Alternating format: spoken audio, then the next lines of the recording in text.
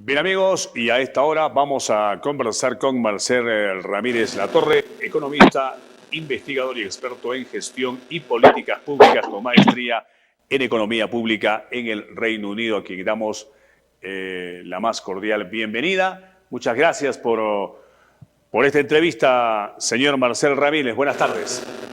Buenas tardes, Boris. Encantado de estar contigo aquí.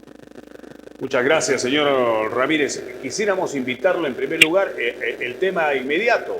Háganos usted un balance, ¿no?, su opinión de lo que dijo ayer el presidente Castillo en la plaza principal de Ayacucho, a lo que él llamó la visión de los 100 primeros días de trabajo. ¿Cómo lo vio usted?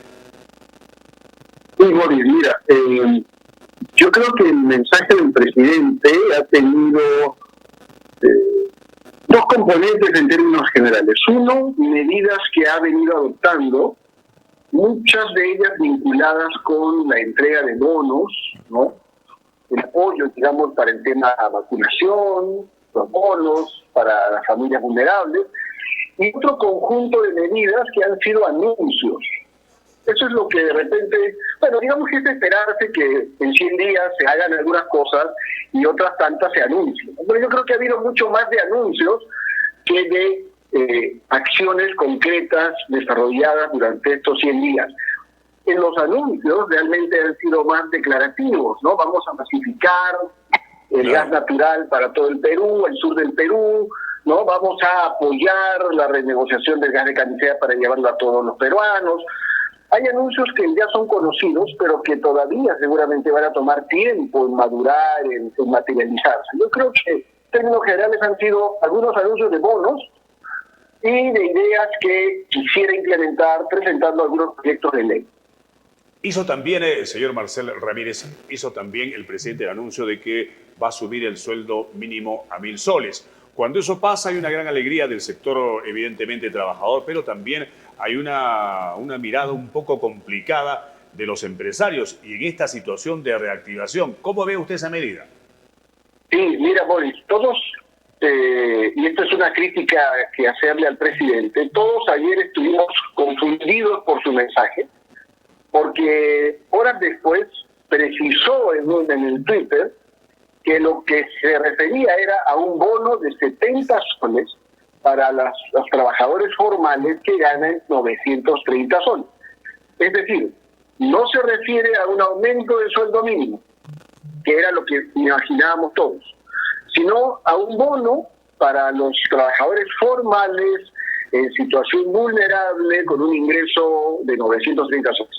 Hay que recordar que hacia fines de octubre ya se había anunciado este bono de 70 soles con la idea de apoyar, digamos, el golpe por el aumento de los precios, ¿no?, sobre las familias. Entonces, no, para aclararlo, y como te digo, esto es parte de la confusión que a veces generan los mensajes del presidente, no es un aumento del sueldo mínimo, lo cual sí generaría enormes, preocupaciones para el empresariado, pequeño especialmente, pero por el otro lado, siendo un bono, también genera la interrogante de si habrá el suficiente recurso público para financiarlo y para mantenerlo en el tiempo, y por cuánto tiempo, ¿no? Exacto, sobre todo de dónde lo sacamos. Señor economista Marcel Ramírez, estábamos chequeando algunos datos y hay uno que indica que hay 2 millones de peruanos que se encuentran en pobreza extrema y que viven con menos de 6.4 soles al día. Así es. Mira, antes de la pandemia, la pobreza estaba en el 20% de los peruanos. La pobreza extrema en alrededor del 6 u 8% de los peruanos. La pandemia ha incrementado ese rango de pobreza al 30% y la pobreza extrema también alrededor del 14-15%. Por lo tanto, esas cifras son realmente muy dramáticas. Y es, digamos, parte de la preocupación que debe tener el gobierno, ¿no?, de tratar de reducir más rápidamente ese grupo que se ha vuelto pobre, Porque aquí hay que distinguir dos cosas. La pobreza extrema tiene un origen en brechas muy grandes de capacidades, ¿no? Población que está tal vez aislada, en lugares alguna vez remotos, que tienen actividad de automantenimiento y que necesitan un apoyo muy directo del Estado. Pero la pobreza, el nivel que está por encima de la pobreza extrema, se ha generado porque hay un segmento de población vulnerable, es decir, una supuesta clase media pero inestable.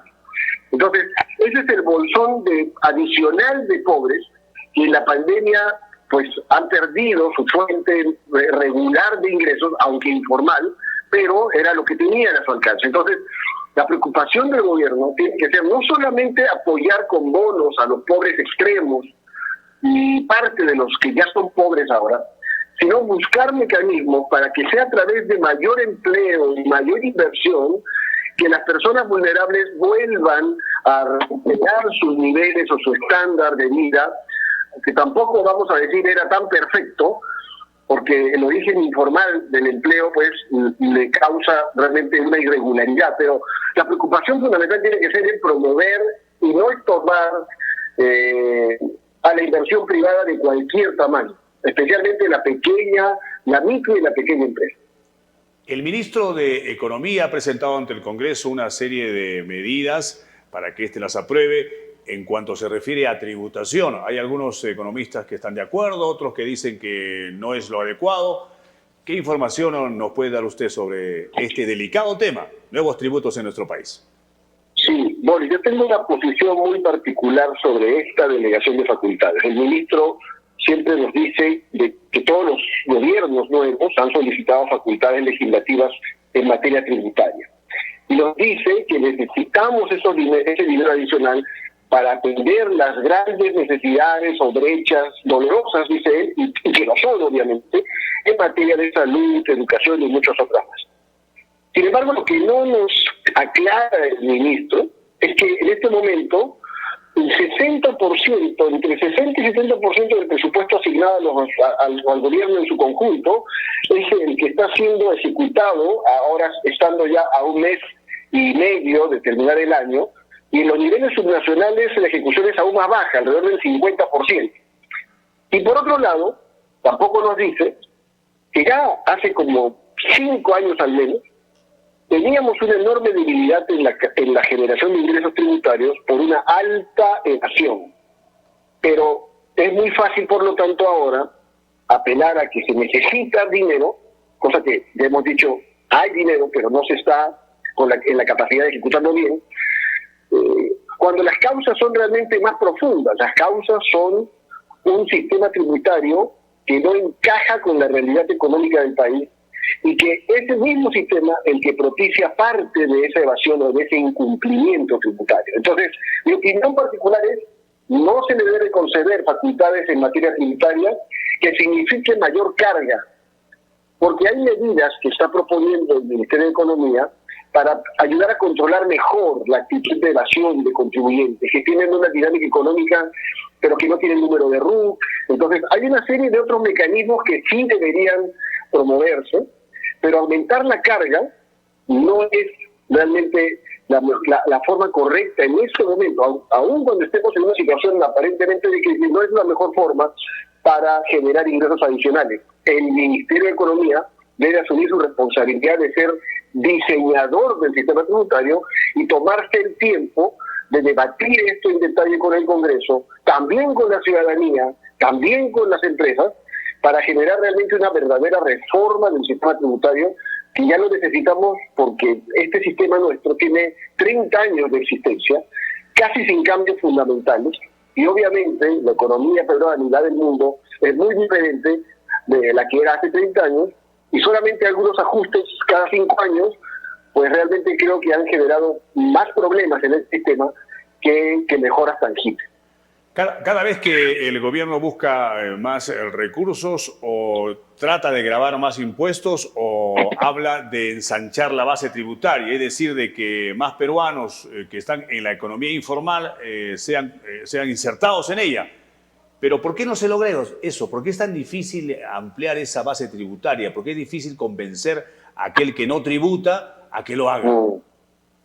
Sí, esta es una pregunta muy importante porque, como tú bien dices, hoy se viene repitiendo y casi todo el mundo repite de que hay que ampliar la base tributaria, pero incluso el MEF, pero no parece que estuviera claro cómo.